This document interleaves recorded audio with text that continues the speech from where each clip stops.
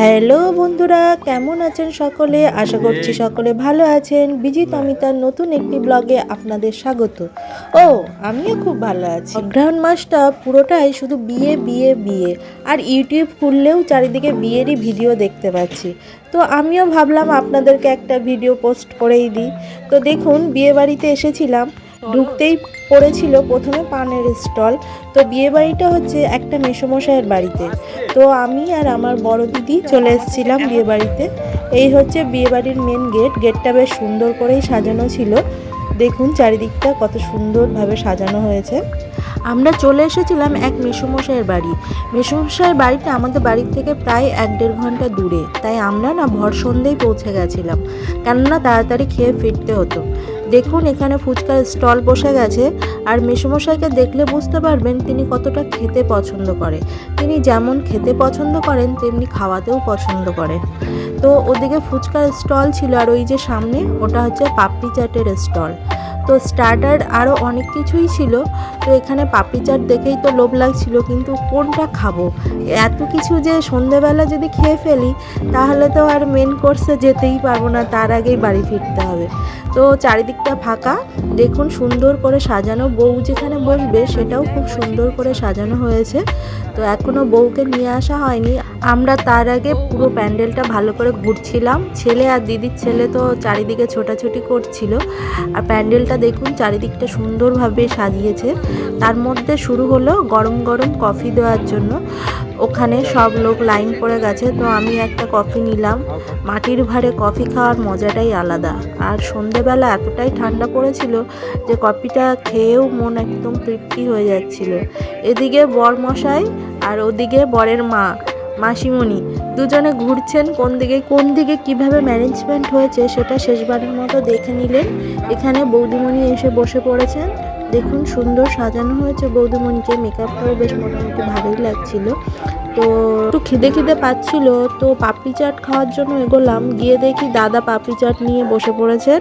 তিনি খাওয়া শুরু করে দিয়েছেন। তো আমি ওখান থেকে পাপড়ি চাট দাদার থেকেই অল্প একটু খেলাম।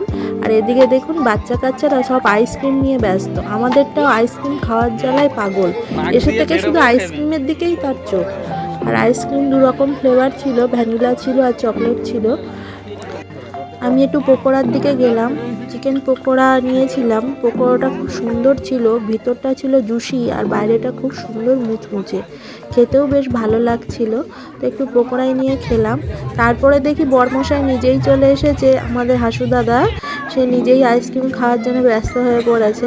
একটা বউকে দিয়ে এসেছে, বাদবাকি ও খাচ্ছিল আর আমাদের ওর সাথে আড্ডা মারছিল। পাশে ছিল আরেকটা দাদা, এই যে হাসু দাদার দিদি ঝুমাদি। তো মাসিমণির এই একমাত্র মেয়ে, নীল শাড়ি পরা, আর ওদিকে বৌমা, একমাত্র বৌমা, সবই একমাত্র। তো তারা একটু ছবি তুলছিলেন। এই যে ঝুমাদির হাজব্যান্ড জামাইবাবু, আর ওদিকে দেখুন হাসুদাদা। এই যে আমাদের মেসোমশাই। মেসোমশাইকে দেখেই বুঝতে পারছেন তিনি কতটা খেতে পছন্দ করেন। তারপরে আমাদের যেহেতু ফিরতে হতো, তো আমরা মেন কোর্সে চলে এসেছি। খাওয়া দাওয়ার পর্ব শুরু হবে। প্রথমেই দিয়ে গেল পাতিলেবু, তারপরে দিয়ে গেল কড়াইশুঁটির নান আর কাবলি ছোলা পনির দিয়ে তরকারি। বেশ তরকারিটা সুন্দর ছিল, আর নানটাও ছিল খুব সফট, গালে দিতেই গলে যাচ্ছিল। দেখুন ওর ভিতরে কত সুন্দর পুর ভরা, পুরোটা কড়াইশুঁটি দিয়ে ভর্তি। ছেলের তো পনির প্রিয়, আর কথা নেই, আমার গিলেও নিয়ে নিয়েছে। ও শুধু পনিরটাই খাবে, তরকারিটা কিন্তু খাবে না।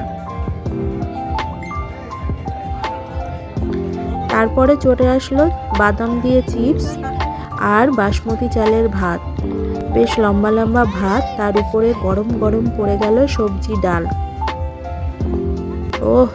এটাই না আমার বিয়েবাড়ির সব থেকে ভালো খাওয়া মনে হয়। অন্যান্য জিনিস অতটা পছন্দ হয় না, কিন্তু এই ডাল আর ভাজা না খুব ফেভারিট, আমার তো খুব ভালো লাগে। তারপরেই পড়ে গেল পোস্ত সর্ষে দিয়ে পার্শে মাছ। স্বাদটা ছিল অসাধারণ, কি বলবো, বলে বোঝানো তো যাবে না, কিন্তু যে খাবে সেই তো বুঝতে পারবে, তাই না? তার খানিকক্ষণ পরেই চলে আসলো বাগদা মাছ।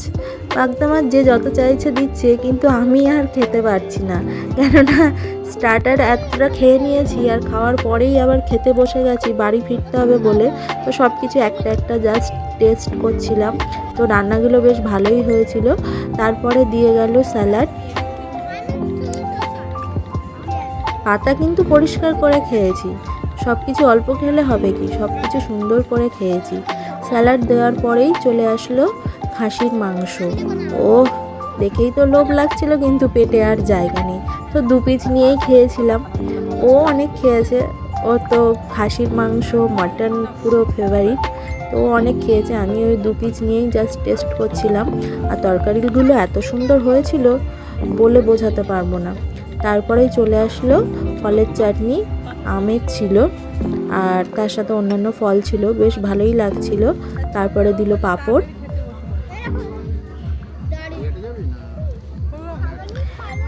খেতে খেতে মাসিমণি এসেছিল, এসে একটু গল্প করে গেল। পাঁপড় খাওয়ার পরে চলে আসলো আমাদের কালাকাঁদ দিয়েছিল, তো কালাকাঁদটা আমি নিইনি, ও নিয়েছিল। তারপরে দিয়েছিল রসগোল্লা, তো রসগোল্লা আমি 2 পিস নিয়েছিলাম। ও তো প্রথমে 4 পিস, পরে আরও 4 পিস, 8 পিস খেয়ে নিয়েছে। তারপরে না চলে গেছিলাম পানের ওখানে। দেখুন এখানে অনেক রকম পান ছিল, আগুন পান, মিষ্টি পান। তো আমরা একটু পান খেয়ে নিয়ে এবার তো বাড়ি ফিরতে হবে। তো ওখানে অনেকে নাচানাচি করছিল, তো ওদের একটু নাচ দেখে এবার আমরা বাড়ি ফিরবো। তো আজকের মতো ব্লগটা এখানেই শেষ করছি। ধন্যবাদ সকলকে।